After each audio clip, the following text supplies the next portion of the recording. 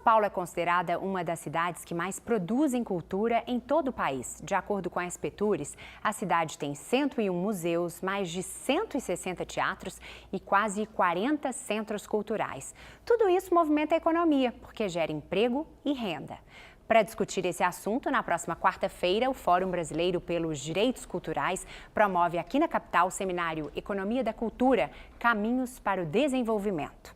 Para falar sobre como a cultura influencia a economia das cidades, a gente recebe agora a coordenadora do Observatório do Itaú Cultural, a Luciana Modé. Oi, Luciana, obrigada por ter vindo. Olá, obrigada, Priscila. Boa tarde a todos e a todas. Como é que vai ser esse encontro, esse seminário? Quem vai participar? Então, essa é a primeira grande ação, do GT de Economia da Cultura, que é um grupo de trabalho dentro do Fórum Brasileiro pelos Direitos Culturais. Esse fórum foi criado em junho desse ano e conta com mais de 80 instituições, organizações, gestores culturais, museus, galerias do Brasil inteiro, que pensa que tem o objetivo justamente de criar um diálogo entre várias instâncias políticas e a sociedade, justamente para criar políticas e implementar diretrizes para ampliar esse setor da economia da cultura, Então, o seminário vem justamente ao encontro do fórum, de uma dessas agendas positivas desse fórum, e ele vai reunir representantes de vários setores da economia da cultura, de setores do audiovisual, da literatura, do mercado editorial, de internacionalização, vai trazer cases que mostram projetos culturais que mudaram, fizeram uma transformação socioeconômica em diversas regiões de cidades do Brasil. E vai também, por fim, tem uma mesa que vai discutir quais os desafios e oportunidades para se pensar em políticas públicas para a economia da cultura, São Paulo é uma cidade muito evoluída em relação a outras cidades do país. Tanto pela quantidade pela oferta dos serviços de cultura, de espetáculos, shows, mas também por espaços que às vezes nem cobram, para que as pessoas tenham acesso à produção cultural. Como é que uma cidade como São Paulo pode ampliar ainda essa economia da cultura? Tem espaço?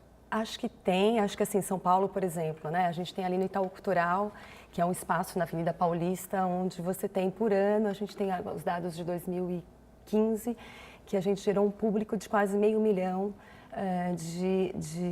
de pessoas em mais de 766 atividades distribuídas não só em São Paulo, mas pelo Brasil inteiro.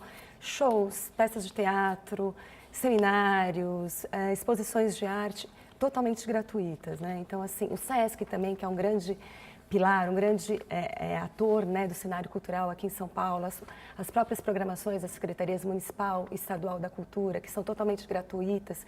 Então, assim, acho que a gente tem um público muito forte, por exemplo, o Fórum Brasileiro, a gente tem um dado que esse fórum, que são 80 instituições do Brasil inteiro, que operou nos últimos 5 anos, um orçamento de 3 bilhões de reais e um público só em 2015, no Brasil inteiro, de 15 milhões de pessoas. Então, assim, gera, E a gente tem talvez algumas pensar em como a gente pode também criar condições para aquelas pessoas que não consigam ter, ainda mais em São Paulo, que é uma cidade gigantesca, e os equipamentos estão mais concentrados na região central da cidade, os equipamentos culturais, os principais museus, teatros, casas de espetáculo e tal, como a gente consegue pegar essas pessoas das periferias e tudo mais e levá-los, conduzi-los para ter acesso a essa programação gratuita, mas a gente também tem muita programação e muita produção sendo realizada na cidade como um todo, Então, enfim. Esse aspecto que você falou da descentralização, que é levar a cultura,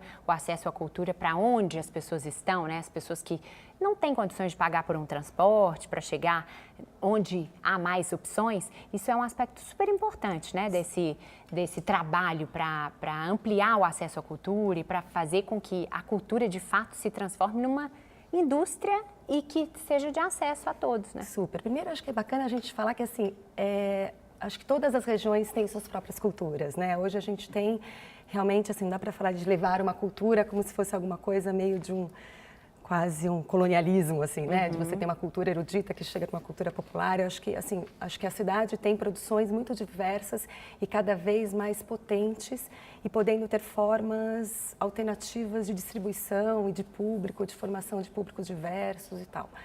E eu acho que nesses equipamentos mais, vamos dizer, tradicionais, ou que tem uma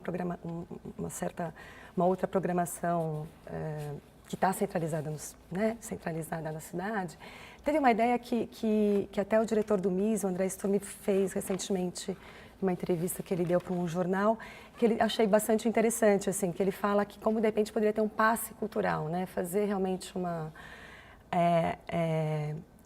parceria com a Secretaria de Estado e prefeituras e tal, de oferecer transporte público gratuito para aquela família que está com o seu ticket, né? Com o seu ingresso gratuito para ir em uma programação artística, cultural, que está no centro da cidade. Então, você poderia ter os finais de semana. Seria super bacana. Você disponibiliza, isso é uma ideia bem bacana, né? Assim, acho que para os governadores. Acho que a ideia do seminário também é um pouco isso, né? Um seminário que não é para o público da cultura, é para além do público da cultura, justamente gestores públicos e privados, para justamente reconhecer como a cultura pode ter um papel central no planejamento das ações de uma cidade. Bacana, né? É quarta-feira. Quem se interessou e quiser saber um pouquinho mais, tem como acompanhar pela internet? Dá para ir lá? Tem. As inscrições são gratuitas, ainda estão abertas pelo site da página do Facebook do Fórum Brasileiro pelos Direitos Culturais.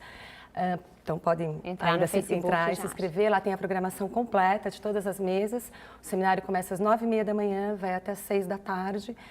Realmente tem participantes do Brasil inteiro, desde pesquisadores, produtores culturais, gestores. Bacana, infelizmente o nosso tempo acabou. Te agradeço, Luciana Moder. Sucesso no seminário. O Repórter São Paulo de hoje fica por aqui. A gente se vê amanhã. Até lá. Muito obrigada.